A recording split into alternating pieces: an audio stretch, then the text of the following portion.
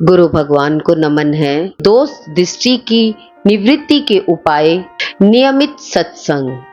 हमारा अंतःकरण बिना गुरु के ज्ञान के पूरी तरह दोषों से दूर नहीं होता। इसको साफ करने के लिए सत्संग रूपी जल बहुत जरूरी है। जब हम शरीर रूपी बाल्टी को गुरुवाणी के नल के आगे रख देते हैं, तब अंदर का सारा राग द्वेष हमारा बाहर निकल जाता है। जैसे ईर्ष्या, जलन, क्रोध, नफरत, जितने भी प्रकार के विकार हैं, सब बाहर निकल जाते हैं और भगवान के निष्काम प्रेम से हमारा अंतःकरण साफ हो जाता है। दूसरा है, दोषों की उपेक्षा न करें। अगर हमारे जीवन में कोई दोष है तो उसकी उपेक्षा ना करें, उसे छोटा ना समझे।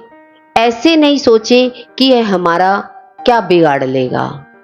शत्रु को, रोग को, आग की चिंगारी को, पाप को, सांप के बच्चे को कभी छोटा नहीं समझना चाहिए। सब में बहुत शक्ति होती है। जैसे ही कोई हमारे दोष बताए, अगर वो हमारे में है तो उन्हें स्वीकार करें और उन्हें दूर करें। अगर स्वीकार नहीं किया तो वो दूर भी नहीं होंगे। तीसरा है, जहां भी द्वेष है वहीं अपने इष्ट के दर्शन करें। चाहे कोई कितना भी उल्टा चले, कितना भी गलत करे, गलत बोले, हम अंदर में शांत होकर देखें। वाह प्रभु, आज आप इस रूप में लीला कर रहे हैं। आज नरसिंह भगवान के रूप में आकर क्रोध की लीला कर रहे हैं। जब हम भगवान करके देखते हैं तो द्वेष हमारा खत्म हो जाता है, क्योंकि मंदिर की मूर्ति कितनी भी खंडित क्यों ना हो तो उससे द्वेष कोई नहीं करता। ऐसे ही कोई कितना भी हमसे उल्टा चले, हमारा शुद्ध भाव, भगवत भाव, उनमें द्वेष नहीं रहना चाहिए। चौथा है, स्वीकार भाव। अगर हम सोचे करेला कड़वा क्यों है, नींबू खट्टा क्यों है, मिर्ची तीखी क्यों है, यह तो इन सब की प्रकृति है, इन्हें बदल नहीं सकते। इनका स्वभाव ऐसा ही है। चाहे कितना भी करेले में नमक लगा ले, पर वह अपना कड़वापन तो दिखाएगा ही। ऐसे ही मिर्च को पानी में कितना भी डाल दो, नींबू को चीनी में डाल दो, इन सब का बेसिक टेस्ट वही रहेगा। इसलिए इन सबको ज्यों का त्यों स्वीकार कर लो। सोचे यह सब चीजें मेरी सेहत के लिए बहुत अच्छी है। इन सब के गुण देखिए। करेला शुगर को कंट्रोल करता है, मिर्च डाइजेशन के लिए अच्छी होती है और नींबू की शिकंजी पीने से ठंडक मिलती है। किसी की भी प्रकृति को हम बदल नहीं सकते, इसलिए स्वीकार करके शुक्राना माना सीखे। जैसे बाहर की प्रकृति को बदल नहीं सकते, ऐसे ही अंदर की प्रकृति को भी हम बदल नहीं सकते। सर्दी लगती है या ठंड लगती है, ठंड लगती है तो स्वेटर पहन लेते हैं, गर्मी लगती है तो पंखा चला लेते हैं, एसी चला लेते हैं, कूलर चला लेते हैं, एडजस्ट करते हैं। ऐसे ही संसार में जैसी परिस्थितियां या जैसे लोग मिले हैं, उनको वैसे ही स्वीकार करें, क्योंकि सब हमारी आध्यात्मिक उन्नति के लिए बने हैं। पांचवा है, कर्म के अभ्यास से दोषों की निवृत्ति होती है। कई साधकों को श्रेष्ठता का अभिमान होता है। वो सोचते हैं कि हमारा अंतःकरण तो बहुत शुद्ध है, हमारी समझ तो बहुत ज्यादा है। इस तरह अभिमानवश वो साधारण साधनों को परित्याग कर देते हैं, जिस कारण उनकी उन्नति नहीं होती है। कुछ छोटे प्रतीत होने वाले साधन जिनसे दोषों की निवृत्ति सरलता से हो जाती है। मुख से हर समय गुरु महिमा, नाम सिमरन होता रहे। इससे इधर उधर की बातें करना बंद हो जाएगी। परमात्मा से प्रेम करने से मन इधर उधर नहीं भटकता। गुरु दर पर सेवा करने से अंदर से खुशी आएगी। नियमित सत्संग आने से इधर उधर की दौड़ हमारी समाप्त हो जाती है। गुरु भगवान की प्रेजेंस को हमेशा फील करें। गुरु बताते हैं ऐसे तो हम सब ब्रह्म हैं, दृष्टा साक्षी हैं, कुटस्थ हैं, शांत हैं, लेकिन जब व्यवहार में जाएंगे, कहते हैं जब छोटे छोटे दोष हमारे निवृत्त नहीं होंगे। इन साधनों को हमने छोटा समझकर इनका आदर नहीं किया। गुरु भगवान के सानिध्य में ही समता और प्रेम भाव से हमारी दोष दृष्टि ब्रह्म दृष्टि में परिवर्तित हो जाती है। मन के हारे हार है, मन के जीते जीत, मन से ही पाइए पार ब्रह्म की प्रीत। मन के बहाने परमात्मा की सत्ता से संपूर्ण ब्रह्मांड प्रकाशित हो रहा है। परमात्मा की जो शक्ति पूरे ब्रह्मांड को चला रही है, वही शक्ति मेरे अंदर भी है, ऐसा हमें विश्वास होना चाहिए। हर किसी के अंदर पूरी सामर्थ्य, पूरी शक्ति है, सिर्फ विश्वास करना है। देखिए, मन को पूरा विश्वास करना है कि पूरी परमात्मा की ताकत ठसाठस भरी हुई है, कहीं भी जीव भाव नहीं है, परमात्मा ही सर्वत्र विद्यमान है। पर मन किस किस तरीके से बनता है।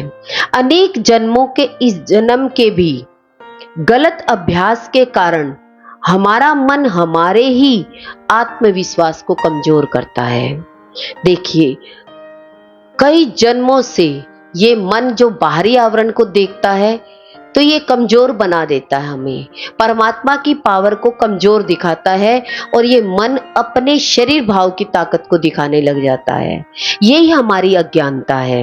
किसी भी कार्य को शुरू करने से पहले मन ऐसे बहाने बनाता है, ऐसी शंका खड़ी करता है कि हम उत्साहहीन उस कार्य को करने से मुख मोड़ लेते हैं। हमारे माइंड की नेगेटिव कंडीशनिंग हमारी शक्ति को पंगु कर देती है। देखिए, ध्यान दें तो अनेक प्रकार के बहाने हमारे कार्य में रोड़ा अटका देते हैं। हम कितने काम करना चाहते हैं, भगवान की तरफ चले तो ये मन कितना जल्दी आकर खड़ा हो जाता है कि ये काम तो मैं कर ही नहीं सकता। मन के ये बहाने ऐसे हैं जैसे नदी के प्रवाह पर किसी ने बांध लगा दिया हो। ये कार्य शक्ति व चिंतन शक्ति के प्रवाह को रोक देते हैं। आइए जानते हैं हमारा मन क्या क्या बहाने बनाता है, ताकि हम इन सीमाओं को लांघकर परमात्मा से एकत्व हो जाएं या एकता बना करके हम उनका अनुभव करें। जब तक हमें अनुभव नहीं होगा तब तक ये मन बहुत बहाने लगाता है, बड़ा मुश्किल है। देखिए क्या बोलता है मन, सबसे पहले कहता है ये काम तो बहुत मुश्किल है। जब कोई कार्य शुरू किया जाता है तब हमारा मन बहाने लगाता है, यह काम तो बड़ा मुश्किल है। जब गुरु बताते हैं कि परमात्मा प्राप्ति जीवन का परम लक्ष्य है, तब हमारा मन तुरंत बहाने लगाता है। अरे परमात्मा प्राप्ति तो बड़ी मुश्किल है, घर छोड़ना पड़ता है, एक टांग पर तपस्या करनी पड़ती है। देखिए मन क्या सोचने लग जाता है, संसार से मन हटाना पड़ता है। जब भी मन ऐसे बहाने लाए तो कहिए अपने आप से, संसार में रहना क्या आसान है? माँ अपने बच्चे के लिए पूरी पूरी रात जगती है। नौकरी पेशा महिलाएं 2-4 महीने के बच्चों को छोड़कर नौकरी करने जाती है।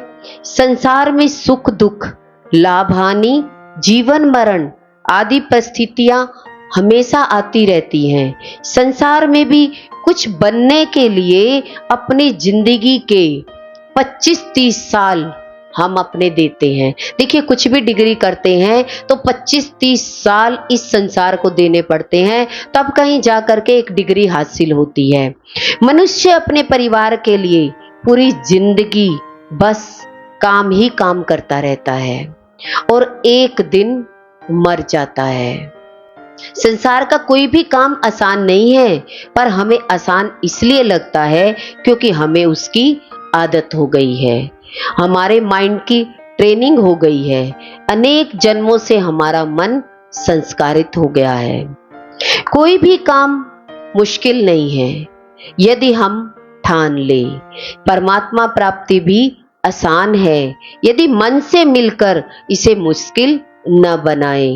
भगवान तो हमारे अपने हैं, संसार की सभी वस्तुएं अन्य हैं, दूसरी है।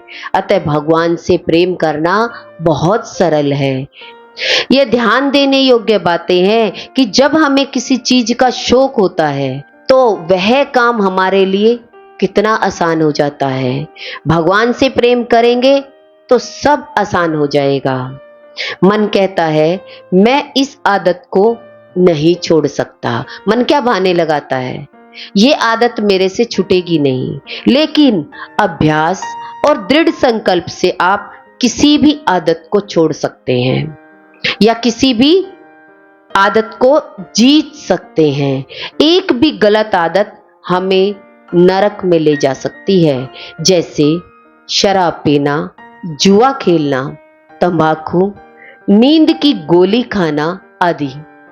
प्रकृति के नियम के हिसाब से चलना आसान होता है। प्रकृति जैसे जैसे हमें चलाए वो बहुत आसान है, पर प्रकृति के नियमों को तोड़कर मन से चलना हमें बीमार कर देता है और दुखी कर देता है। गुरु भगवान ने बताया कि हमारे संकल्प से ही हमारी सृष्टि चल रही है। यदि हमारा ही संकल्प गड़बड़ है तो किसी भी काम को पूरा करने में बहुत दिक्कत आएगी। दूसरा है इसमें खतरा है। दूसरा बहाना मन क्या लगाएगा, इसमें खतरा है। मन प्रत्येक कार्य में डराता है, अरे बड़ा खतरा है, इस काम को मत करो। अविश्वासी तो सोच सोचकर खतरे को और भी बढ़ा देता है। जिसका विश्वास नहीं होता है वो खतरे को लंबा कर देता है। ज्यादा बिजनेस मत बढ़ाओ, बड़ा रिस्क है। कहीं सारा पैसा डूब गया तो? प्रॉपर्टी में ज्यादा पैसा मत डालो, बड़ा रिस्क है। कहीं रेट गिर गए तो? बच्चों को बाहर पढ़ने मत भेजो, बड़ा रिस्क है। कहीं बिगड़ गए तो? भगवान की तरफ ज्यादा मत बढ़ो, बड़ा रिस्क है। वैराग्य आ गया तो? खतरा तो हर जगह है, हमें विश्वास होना चाहिए। जिसको परमात्मा पर विश्वास है वह हर खतरे को स्वीकार कर लेता है। प्रहलाद को तो इतना विश्वास था भगवान पर कि भारी से भारी विपरीत परिस्थिति आने पर भी वो घबराए नहीं। उनको विश्वास था कि हर जगह हर रूप में मेरा परमात्मा है। विश्वास के कारण उनका बाल बाका कोई नहीं कर सका। भगवान ने स्वयं लोहे के खंभे में प्रकट होकर के दिखाया। गुरु कहते हैं यदि कार्य के फल में हमारी आसक्ति है तो इस आसक्ति के कारण हम कार्य को कैसे करें।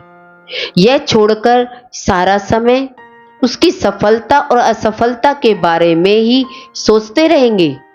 कोई भी कदम उठाने से हमको खतरा ही है। कोई भी कदम हम उठाते हैं तो हमारा मन क्या दिखाएगा, अरे इसमें तो बहुत खतरा है। उसमें खतरा हमें नजर भी आने लग जाएगा और मन नकारात्मक भाव ले आएगा। कितनी जल्दी विचार नेगेटिव आ जाता है। कई बार कोई पैसा लेकर जाए, बैग लेकर जाए तो उस बैग में पहले पीछे क्या दिखाई देता है हमें, अरे कहीं पीछे चोर ना लग गए हों, पीछे चोर आ रहे होंगे। तो चारों तरफ हमारी मानसिक दृष्टि चोरों की दिखाई देने लग जाती है। अपनी प्रारब्ध और गुरु भगवान पर विश्वास रखकर ही हम मन के इस बहाने को हटा सकते हैं। बैठे रहने से परेशान होने से, रिस्क लेने में घबराते रहेंगे, कुछ नहीं होगा। यदि जिंदगी में हम जोखिम नहीं उठा सकते तो बड़ी बड़ी उपलब्धियों से हम वंचित रह जाएंगे। श्रद्धा विश्वास वाला समर्पित होकर वर्णाश्रम व धर्म अनुसार अपने कर्तव्य कर्म को भली भांति होने देता है। यह जानता है कि सब कार्य भगवान की शक्ति से हो रहे हैं। कुछ भी करने वाला मैं नहीं हूं। भगवान की मर्जी के बिना एक पत्ता भी नहीं हिल सकता। गुरु भगवान के शुक्राने हैं।